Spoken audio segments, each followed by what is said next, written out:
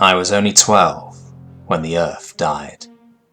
I am one of the few left who can still remember a childhood on native soil, breathing unfiltered atmosphere and feeling the soft pitter-patter of rain on bare skin.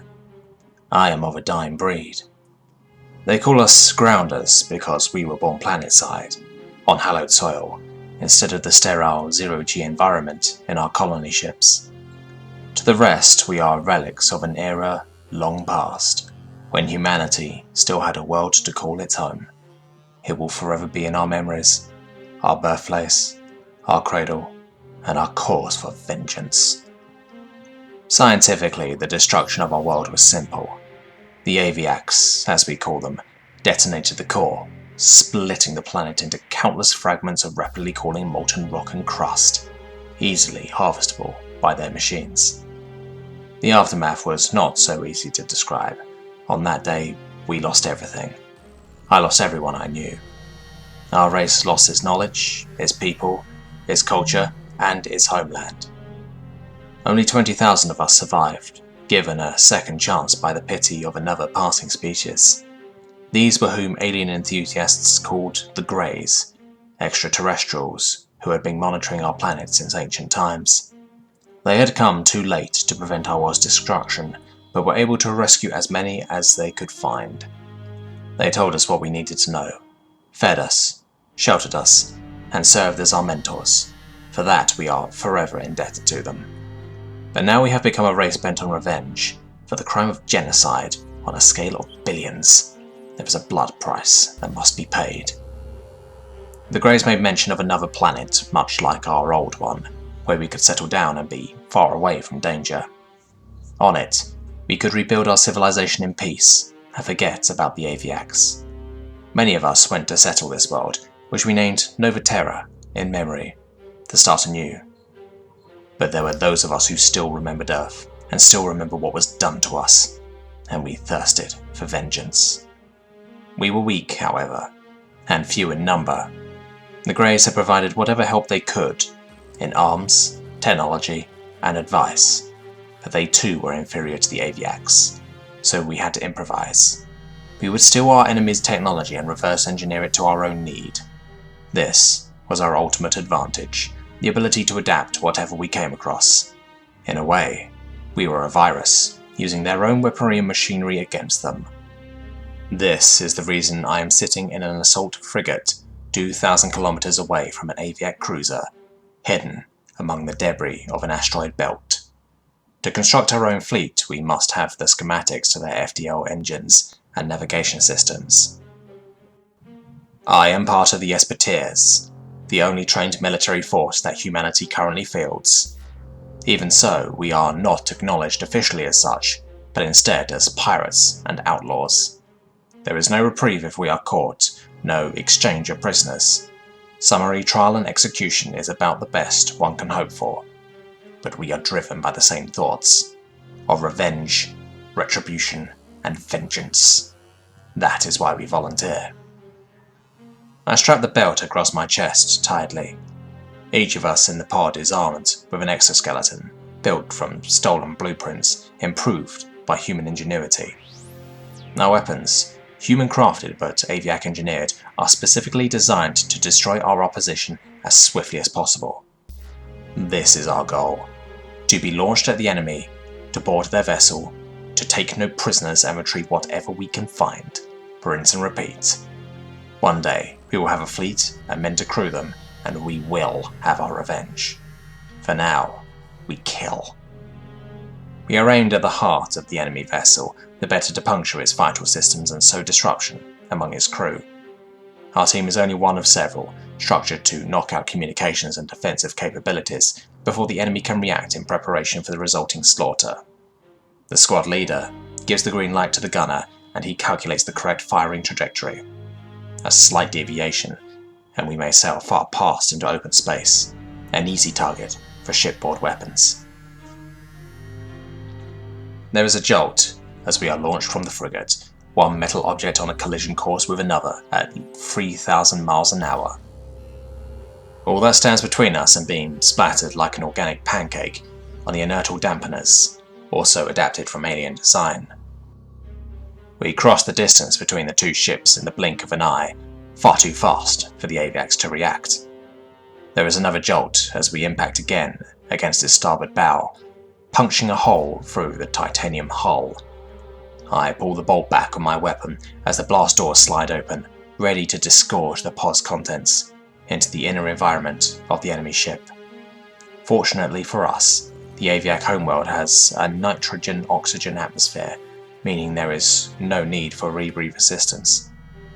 The temperature is a little on the warm side since the aviacs cannot easily generate their own heat and grow sluggish in the cold.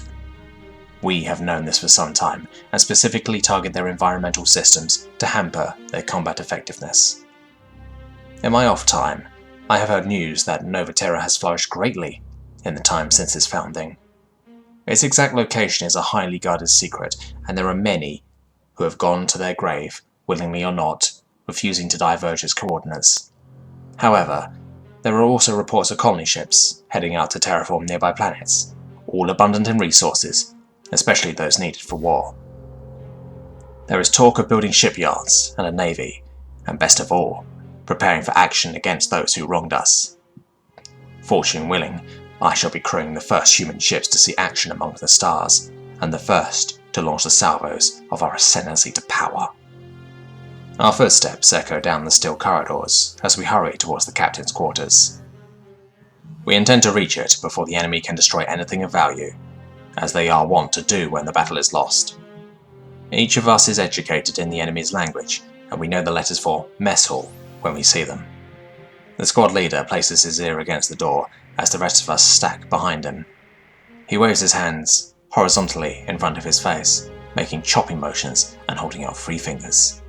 Enemy contact, resistance light, moving on me, he communicates wordlessly. The charge he places on the door blows it off its hinges after 3 unbearably long seconds. In the smoke and the confusion we charge in, guns held fixed against our shoulders. We have caught them at mealtime. They look at us with understandable confusion as we open fire, bullets ripping and shredding their flesh. When the leader signals for us to stop, there are 26 bodies lying on the floor, all very much dead. There is a sudden motion, and one of the aviacs, who had previously been hiding behind a counter, bolts for the exit. 2 of us put him down before he makes it halfway across. Few humans have ever seen an aviac in person. There are pictures, of course, and holoreels demonizing them, but the truth of the matter is that they are much less imposing than the media makes them out to be. Physically they are weak, avian in nature, their bones are hollow, and their feathered bodies usually spindly and light. They cannot stand a variety of environments, and are severely hampered by any changing condition. In unarmed combat, a human will win, provided he is fit. This has been proven many a time. Their intelligence is a different story, but I have yet to meet one who can outsmart a bullet. We move on, passing by the crew quarters where another squad is at work, hosing down the area with gunfire and grenades. It is likely we will hear exaggerated tales of their exploits much later in the canteen. Up the staircase we go, on our way to the bridge, in aviac ships. The captain's quarters are directly located next to it. We pass by what seem like propaganda posters, urging the crew to fight for their brood mothers and strive to make their hatchlings proud. There's been a great debate about the aviac culture among our leading sociologists. What sort of race must these beings be if they could destroy another species without warning, just to harvest resources? The prevailing belief is that survival of the fittest is the general rule of thumb. If they can take it, they will.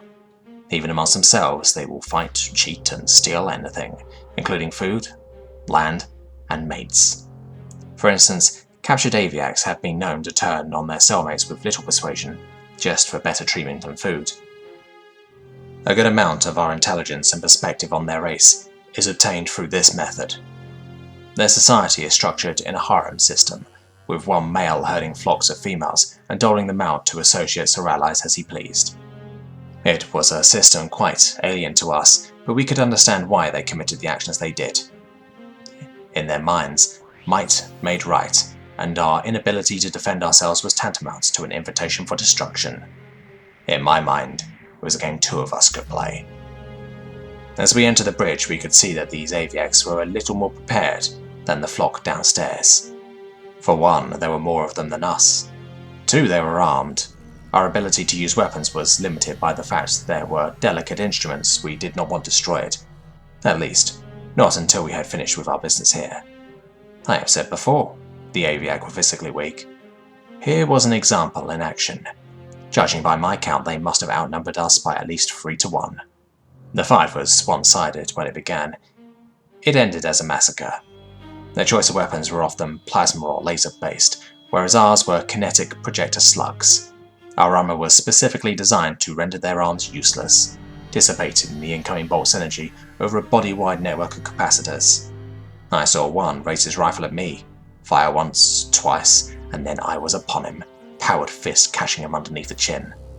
The exoskeleton we wore multiplied our strength, so that we were able to lift heavy machines with a single hand and sprint while carrying hundreds of pounds. My uppercut broke his neck clean through, and he flopped lifelessly backward. I scrambled over the console behind him and threw myself into the emerging melee. A quick survey of the fight's aftermath illustrated my earlier point. The casualties on the enemy side were total, while our only injury was from an overeager private ramming himself, and the aviac he had in a headlock into a solid steel bulkhead. The squad leader quickly split us up, directing some to retrieve navigational data, others to download tactical information, and assigning me to retrieve the captain's files. I found the room off to the side, labelled in the strange pictographs that passed for their language. This was another point of puzzlement among our scientists, that an intelligent species could evolve linguistically without switching to an alphabet, much as if pre-millennial Chinese had become the dominant language of Earth. It made for an unwieldy system of communication, as well as data interfacing. Most of all, it became a pain to translate and adapt their technologies to our own operating systems. With rifle in hand, I slid open the door to reclaim our spoils of war. There was an older aviac, the greying feathers were an indication, inside, unarmed, and wearing what passed for a dress uniform. He squawked at me. "Who are you? How dare you attack us? Have you any idea who we represent?" Earlier I had made the point that few humans had seen a real aviac. Likewise, few aviacs had ever seen a human. It made sense after all, since we had simply been a momentary obstacle in their territorial expansion. Complicate that with the fact our power armor consisted of full face shields, we remained an enigma to survivors, however few there were, of our attacks. The Aviac Naval Command had suspicions that the raids on their ships were human in origin, but definite proof was lacking. Against regulations and better judgment, I removed my helmet so he could better see his executioner, and watched carefully for his reaction. Upon catching sight of my features, he went white with fear above the beak, muttering, "No, that's impossible." Instantly my heart grew heavy with rage. He knew what I was. He knew what his people had done to mine and had been complicit in their sins. Their blood was on his hands now. I advanced menacingly, directing him against the wall with my rifle. "Mercy," he pleaded, noting my stance. "Brood mother's hex, have mercy." I thought of my father, my mother, my sister, and the billions I had never known but lost. I thought of the world I had taken for granted but would never see again. I thought of my life, stolen away from me and never returned, and deep down inside I knew there could be no mercy. That there was only vengeance, hatred, and the debt that needed to be repaid. Every one of us, soldiers, civilians, and humans, would strive for the elimination of our enemies so we could be safe. That was total war, the irreconcilable fact that we would not permit ourselves to lose, that every one of us would fight to the last for the right to exist. We were a race on the brink of annihilation at war. I looked at him with great fury and anger, so he would know to tell the devil to expect many more of his kind on the way, and pull the trigger. Back on the ship, we tallied the results of our expedition. 2 casualties, one from enemy fire, the other from overzealous exertion. We would find replacements in the next few days, for there were always men and women eager to sign up for the Espatiers. The Aviacs had already seen to that. We had retrieved valuable information, shipping manifests, convoy routes, and most treasured of all, blueprints to an FTL drive. With it, we could eventually build a fleet to match theirs. Our little incident would not go unnoticed, however. The patrols normally canvassing this route would find a derelict husk floating through space, all hands aboard dead with curiously distinct signs of violence. They would know it was us and demand answers in the Galactic Senate. Our ambassadors, hand-picked for the express purpose of appeasing the Aviacs, would forcefully deny any links to humanity in general, dismissing our work as that of pirates and outlaws. We would neither be honoured nor recognised for our service, not until a free humanity exists, likely long after my lifetime. With dissemination and lies, we will keep our enemies unsuspecting and overconfident. They will think us weak, and we shall give them no reason otherwise. Meanwhile, the Grace have offered to let us build shipyards at Epsilon Eridani, where using the knowledge we have and will have acquired, we can churn out warships of any number and train the personnel to crew them. Already, there are plans for a great flagship, the pinnacle of human and alien technology, to serve as a base for the Espatier Corps. Christened the Prometheus, few would remember the origins of her name, but for every man or woman who worked to keep the great arc of humanity afloat, she will be a representation of their collective efforts. In time, humanity will have to fight, whether we are prepared for it or not. But those who oppose us will find that behind the ready words and easy smiles of our ambassadors are countless men like me and innumerable ships like the Prometheus, machines made for war. Tremble, enemies of man, for Earth and her children behold you, and we find you wanting.